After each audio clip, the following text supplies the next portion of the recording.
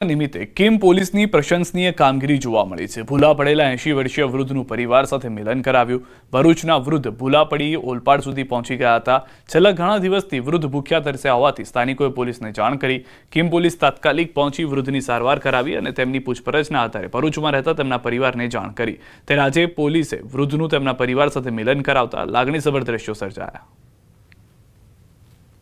આ બાબતની સંજ્ઞાન લઈ અને કિમ પોલીસે તેમને પોલીસ સ્ટેશન ખાતે લઈ આવી તેમની સારવાર કરે છે, તેમની સાર સંભાળ રાખે છે અને તેમના પરિવારજનોને સંપર્ક કરી અને તેમના પરિવારજનોને અહીંયા બોલાવે છે। અને આજે 15 તારીખ શુક્રવારના રોજ અત્યારે એમને આપણે પરત આપ્યા છે। નળ સે જળ કૌભાંડમાં વધુ એક આરોપી દબોચાયો છે। પંચમહાલના શહેરાથી સીઆઈડી ક્રાઇમ બ્રાન્ચે આરોપી ઝડપ્યો છે। 12 આરોપીમાંથી બીજો એક આરોપી ઝડપાયો છે। આરોપી કૃપાલસિંહ બારિયાને સીઆઈડી ક્રાઇમ બ્રાન્ચે ઝડપી પાડ્યો છે। લુણાવાડાની વાસ્મો કચેરીમાં આસિસ્ટન્ટ મેનેજર ટેકનિકલ તરીકેની ફરજ બજાવતો હતો। મહત્વનું છે કે 123 કરોડના નળ સે જળના કૌભાંડમાં તપાસ ચાલી રહી છે, જેમાં 12 લોકો સામે 12 જૂને વાસ્મો મેનેજર ગિરીશ અગોલાએ ફરિયાદ નોંધાવી હતી। સાળંગપુર કષ્ટભંજન મંદિરના નામે ફેક વેબસાઇટ લોકો સાથે ઠગાઈ આચરતા શખ્સની પોલીસે ધરપકડ કરી છે। ફેક વેબસાઇટના આધારે ઓનલાઈન રૂમ બુકિંગ લોકો પાસે પૈસા પડાવતો પોલીસે અમરજીત કુમાર નામના 28 વર્ષીય આરોપીની ધરપકડ કરી છે। પોલીસ તપાસમાં સામે આવ્યું છે કે હોસ્ટિંગ ડોમેનનો ઉપયોગ કરી 16 અને ગોડેડી ડોમેનનો ઉપયોગ કરી 6 ફેક વેબસાઇટ બનાવી હતી। સાયબર પોલીસની ટીમ દ્વારા આ વ્યક્તિની આ ગુનાના કામે ધરપકડ કરવામાં આવી છે અને એની પૂછપરછ દરમિયાન એવી હકીકત ખુલી છે કે એણે હોસ્ટિંગર ડોમેઇન સર્વરનો ઉપયોગ કરીને કુલ 16 ફેક વેબસાઇટ અને ગોડેડી ડોમેઇનનો ઉપયોગ કરી અને 26 વેબસાઇટો આ રીતે ફેક ડેવલપ કરેલી છે। વોટ ચોરીના આક્ષેપ મામલે રાજકારણમાં ગરમાવો છે। કોંગ્રેસ નેતા શક્તિસિંહ ગોહિલના વોટ ચોરી મામલે ભાજપ પર આકરા પ્રહાર। દ્વારકામાં ભગવાન દ્વારકાધીશના શક્તિસિંહ ગોહિલે દર્શન કરી વોટ ચોરી અંગે ભાજપ પર પ્રહાર કર્યા। ત્યારે કોંગ્રેસના વોટ ચોરીના આક્ષેપ બાબતે ભાજપના મીડિયા કન્વીનર અને પ્રવક્તા ડોક્ટર યજ્ઞેશ દવેએ કોંગ્રેસને સણસણતો જવાબ આપ્યો। મન ફાવે એવા વ્યક્તિ ચૂંટણી પંચમાં નિમણૂક કરવાના અને પછી દુરુપયોગ કરવાનો। એક નાના રૂમમાં 80 લોકો રહેતા હોય એ સંભવ જ નથી, પણ મત માટે થઈને આ બધું કરવાનું। આ રીતે તટસ્થ ચૂંટણીને કલુષિત કરવાનું કામ જે થઈ રહ્યું છે એના સામે અમારી લડત રાહુલ ગાંધીજીએ ઉઠાવી છે, નક્કર પુરાવા સાથે વાત કરી છે। એટલે મારે કોંગ્રેસને, કોંગ્રેસના નેતાઓને એ કહેવું છે કે પહેલાં પૂરો અભ્યાસ કરો અને પછી કોઈ પણ જાતના આક્ષેપ કરો। ચૂંટણી પંચ સ્વાયત્ત છે, ચૂંટણી પંચની પર આક્ષેપ કરો એ પહેલાં પૂરા પુરાવા સાથે આક્ષેપ કરો। અને મતચોરી તો કોને કહી શકાય કે જ્યારે એક મત જવાહરલાલ નહેરુને અને બાકીના બધા જ મત સરદાર વલ્લભભાઈ પટેલને મળ્યા હતા અને છતાં જવાહરલાલ નહેરુ વડાપ્રધાન બન્યા। 1975ની અંદર રાયબરેલીમાંથી ઇન્દિરા ગાંધી જીત્યા હતા, છતાં પણ રાયબરેલીની અંદર અલ્હાબાદ હાઈકોર્ટે ચુકાદો આપ્યો હતો કે એમની ચૂંટણી ગેરકાયદેસર છે, કારણ કે તેની અંદર મતદારોનો ખોટી રીતે ઉપયોગ થયેલો છે। તો તમે સર્ટિફાઈડ મતચોર છો, તમે પહેલા એ તો નક્કી કરો। વોટ ચોરી પર અમિત ચાવડાનું નિવેદન। રાહુલ ગાંધીએ તથ્યો સાથે દાવો કર્યો। ગુજરાતમાં પણ અમે મતદાર યાદી ચકાસણી કરી। ગુજરાતમાં લાખો ભૂતિયા મતદાતાઓ છે।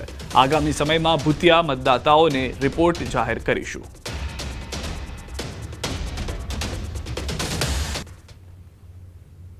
ગુજરાત કોંગ્રેસ દ્વારા પણ ગુજરાતની મતદાર યાદીઓની ચકાસણી કરવામાં આવી રહી છે। પ્રાથમિક ચકાસણીમાં લાખો મતદારો ખોટા હોવાના, ડુપ્લિકેટ હોવાના, બોગસ અને સાથે સાથે ભૂતિયા હોવાના દાખલા સામે આવ્યા છે। પુરાવાઓ પણ મળ્યા છે। થોડા દિવસમાં એને પણ ખુલ્લું પાડવામાં આવશે। અબડાસા લખપત તાલુકાના ગ્રામ્ય વિસ્તારમાં વરસાદ। બપોર બાદ વરસાદની થઈ ગઈ છે શરૂઆત। અબડાસાના બાલાચોડ તેમજ આસપાસના વિસ્તારોમાં પણ વરસાદ। લખપતના એકતાનગરમાં વરસાદ। નખત્રાણાના ગ્રામ્ય વિસ્તારમાં પણ વરસાદ। ક્યાંક ધીમી ધારે તો ક્યાંક ધોધમાર ઝાપટા પડી રહ્યા છે। તો કચ્છ, સૌરાષ્ટ્ર તમામ જગ્યાએ વરસાદની શરૂઆત થઈ ગઈ છે। કચ્છથી વધુ માહિતી ન્યૂઝ 18 સંવાદદાતા મેહુલ પાસેથી મેળવીશું। શું પરિસ્થિતિ છે મેહુલ? જન્માષ્ટમી પહેલા જ મેઘરાજાએ વાપસી કરી લીધી છે।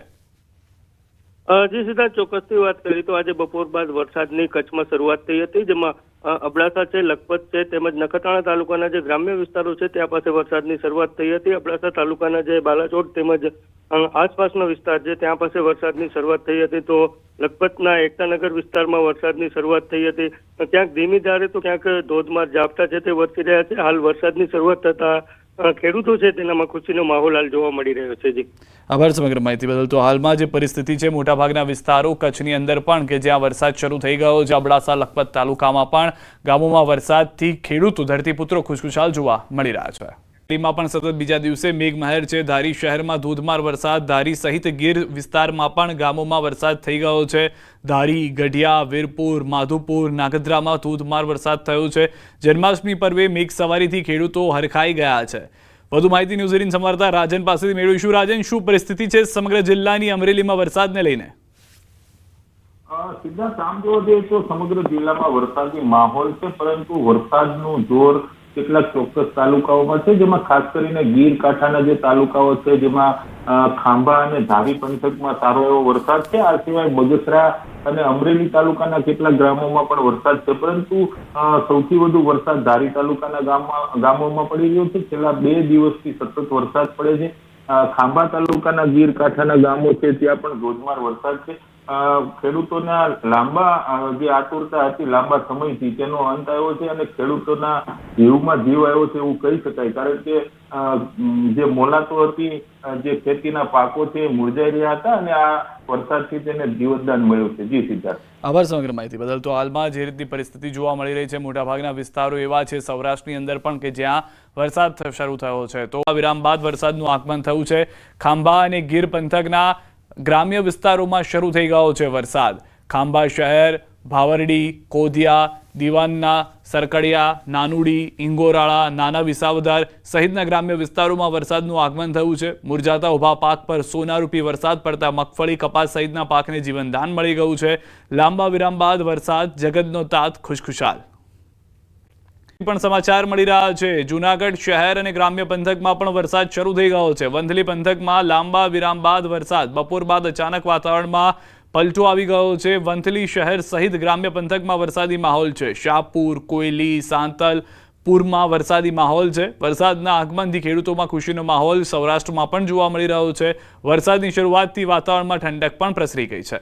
ન ફક્ત જૂનાગઢ પરંતુ સૌરાષ્ટ્રના મોટાભાગના વિસ્તારો એવા છે કે જ્યાં આગળ વરસાદ જોવા મળી રહ્યો છે. અમરેલી વરસાદે લાંબા સમય બાદ એન્ટ્રી મારી છે. લાંબા સમયના વિરામ બાદ ફરી વરસાદી માહોલ છે. ધોલવાણી, મોહનપુર, નવા ભવનાથમાં વરસાદ છે. વિરામ બાદ વરસાદથી ખેડૂતોમાં ખુશી જોવા મળી રહી છે. અમરેલીના મોટાભાગના વિસ્તારો પાણી છે. મોડાસાના ગ્રામ્ય પંથકમાં પણ ગાજવીજ સાથે વરસાદ ખાબક્યો છે. છેલ્લા 1 કલાકમાં 1 ઇંચથી વધુ વરસાદ છે. મગફળી સહિતના પાકોને જીવનદાન મળી ગયું છે. લાંબા અંતરાલ બાદ વરસેલા વરસાદથી પાક બચી ગયો છે. બફારા ઉકળાટથી ત્રસ્ત લોકો પણ રાહત અનુભવી રહ્યા છે. સૌથી વધારે મહત્વની વાત છે કે જે વરાપની રાહ જોતા હતા ખેડૂતોએ વરાપ થયો, પરંતુ ત્યારબાદ વરસાદની રાહ જોતા થઈ ગયા. લાંબો વિરામ આવી ગયો અને હવે જ્યારે વરસાદ આવ્યો છે તો પાકને જીવનદાન મળી ગયું છે. અરવલ્લીથી સમાચાર. મેઘરજમાં ધોધમાર વરસાદ શરૂ. અડધા કલાકમાં 1.25 ઇંચ વરસાદ. ભારે વરસાદથી આંબાવાડી વિસ્તારમાં ભરાઈ ગયા છે પાણી. નવજીવન મળી ગયું છે પાકને. ગાયત્રી સોસાયટીમાં પણ ભરાઈ ગયા છે પાણી. ગ્રામ્ય વિસ્તારમાં પણ ધોધમાર વરસાદ. વિરામ બાદ વરસાદથી ખેડૂતોમાં ખુશી જોવા મળી રહી છે. વાતાવરણમાં પલટો આવ્યો છે. ખેડબ્રહ્મા અને વડાલી બાદ હવે હિંમતનગર પંથકમાં પણ વરસાદી માહોલ જોવા મળ્યો છે. ખાસ કરીને હિંમતનગરના પૂર્વ વિસ્તારમાં ગ્રામ્ય વિસ્તારો જેવા કે કેશરપુરા, સૂરજપુરા, ગાંભોઈ, કરણપુર અને રાયગઢમાં વરસાદ વરસ્યો છે. પાકના વાવેતર પછી યોગ્ય સમયે વરસેલા વરસાદે ખેડૂતોને ખુશ કર્યા છે. ભારે વરસાદ બાદ અંબાજી થયું છે પાણી. બપોરે ધીમી ધારે શરૂ થયેલો વરસાદ બપોર બાદ એકાએક વધ્યો અને અંબાજીની બજારો અને હાઈવેના માર્ગ પર પાણી ભરાઈ ગયા. શહેરનો મુખ્ય હાઈવે માર્ગ પાણીમાં ગરકાવ થઈ ગયો. રોડ પર પાણી જોવા મળી રહ્યું છે. વાહન ચાલકો અટવાઈ ગયા છે. પાણીના કારણે વાહનોની લાંબી કતાર લાગી ગઈ છે. તો ઘણા નાના વાહનો પાણીમાં ખોટવાયા હોવાની પણ જાણકારી છે. 2 વ્હીલર અને 4 વ્હીલર વાહનોને પાણીમાં ખોટવાતા ભારે નુકસાન થયું છે. શહેરની ઘણી સોસાયટીઓમાં પણ ભરાયા છે પાણી. જન્માષ્ટમીમાં ભક્તોની ભીડ વચ્ચે વરસાદ જોવા મળી રહ્યો છે. યાત્રિકોએ પણ અટવાઈ ગયા હોવાની જાણકારી આપી છે. હાઈવે ઉપર ભરાયેલા પાણીને કારણે પ્રી મોન્સૂન પ્લાનની પોલ ખુલી ગઈ છે.